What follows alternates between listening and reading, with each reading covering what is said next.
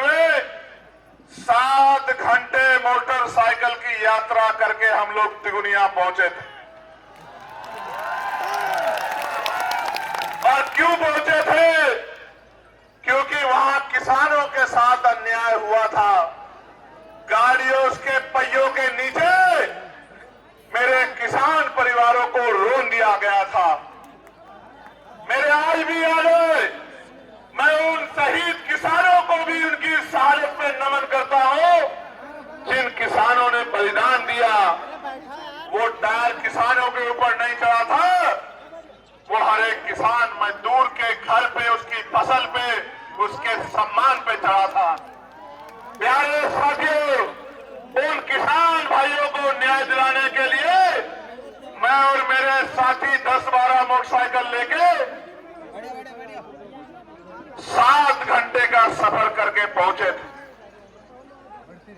और आपको याद होगा, मैं बधाई देता हूं आपको कि ऐसे गुंडों को आपने उनकी शक्ति छीन के सत्ता से बाहर करने का काम बहुत मजबूती से किया। इसके लिए मैं आपको बधाई देता हूं। लोकतंत्र की शक्ति उन पर दिखाई कि अगर कोई गुंडागर्दी करेगा तो दोबारा लोकसभा की चौखट नहीं देख पाएगा। मैं आपको बधाई देता हूं, आपने बहुत मजबूत फैसला लिया। प्यारे साथियों, बाबा साहब अम्बेडकर 1930 में ये बात कहते हैं कि हमारे दुखों को हमारे सिवाय कोई और नहीं मिटा सकता है। हम भी इन्हें तब तक नहीं मिटा सकते जब तक राजनीतिक सत्ता हमारे हाथ में नहीं होगी। मेरी बात पे गौर करो।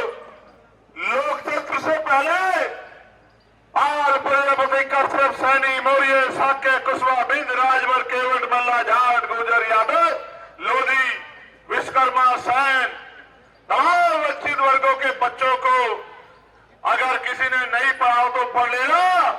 1935 से पहले किसी सरकारी पद पे जाने का अधिकार भारत के अंदर नहीं था।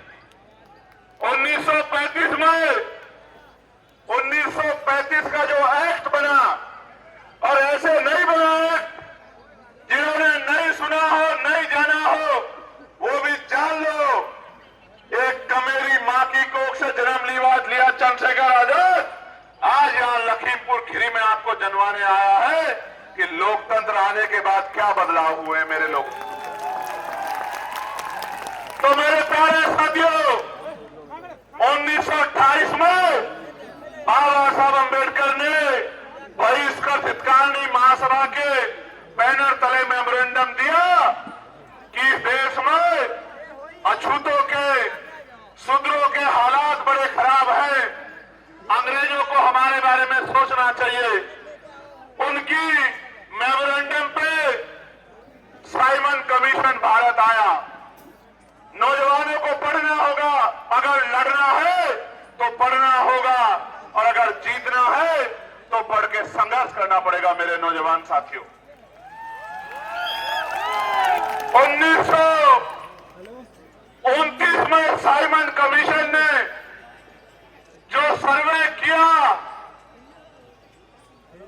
1929 में जो अपनी लड़ाई खुद नहीं लड़ सकता उसकी लड़ाई कोई नहीं लड़ सकता। लड़ने मरने से अच्छा है लड़ो, लड़ो और तब तक लड़ो जब तक आप क्या तो हार ना जाओ या जीत ना जाओ, तब तक लड़ो। 1930 में साइमन कमीशन ने रिपोर्ट दी और 1930 में ही गोलमेज कॉन्फ्रेंस हुई। पहली गोलमेज कॉन्फ्रेंस में बाबा साहब अम्बेडकर ने कमजोरों के लिए, महिलाओं के लिए, दलितों के